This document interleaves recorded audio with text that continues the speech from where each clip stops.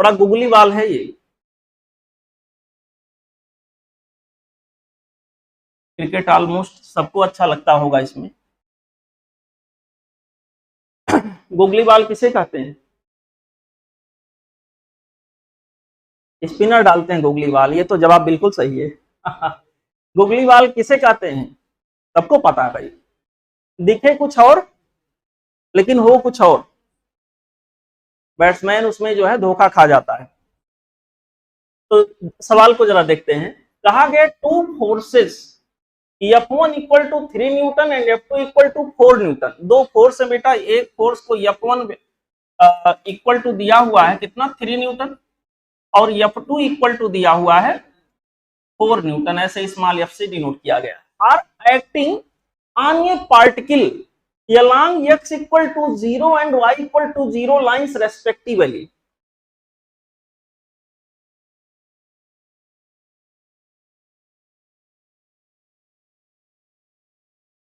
चलिए बेटा, पहला फोर्स किधर लग रहा है, कौन से लाइन के line, x equal to 0 line के लाइन।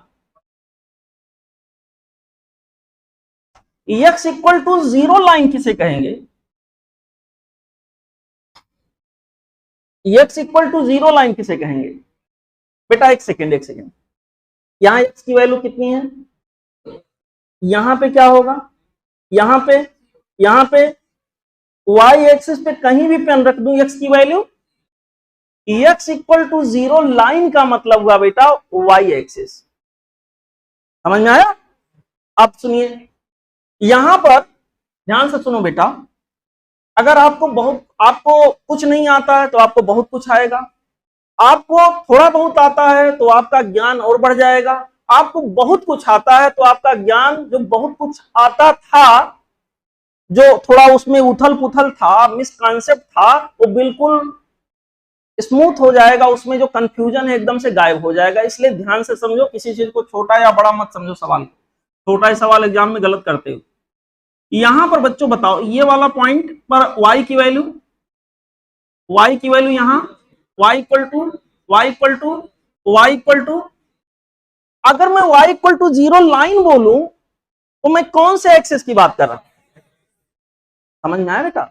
उसने कहा जो पहला फोर्स 3 न्यूटन का लग रहा है वो x इक्वल टू 0 लाइन के एलांग लग रहा है। ये नहीं कहा कि x के एलांग लग रहा है, वो कह रहा है x इक्वल टू 0 लाइन के एलांग लग रहा है, मतलब किधर लगा होगा, y एक्सिस के एलांग लगा होगा डेफिनेटली। तो बच्चों यहां के अंदर जो कहानी आया, ये जो 3 न्यूटन का पहला फोर्स था जिसको कि F1 बोला गया है, मैं ऐसे दिखा देता हूं, इधर लगा होगा, 3 न्यूटन का है।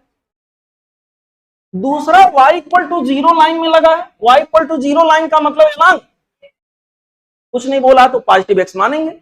यहां पर इसका मतलब दूसरा जो फोर्स F2 लगा होगा बेटा, थोड़ा सा ज्यादा है, 4 न्यूटन का है, वो यहां कहीं लगा होगा, दैट इज F2। अब बताओ रिजल्टेंट जो होगा वो यहां कहीं से गया होगा, रिजल्टेंट बेटा यहां कहीं से गया होगा, जो कि इनफैक्ट आया होगा vector F1 plus of vector F2।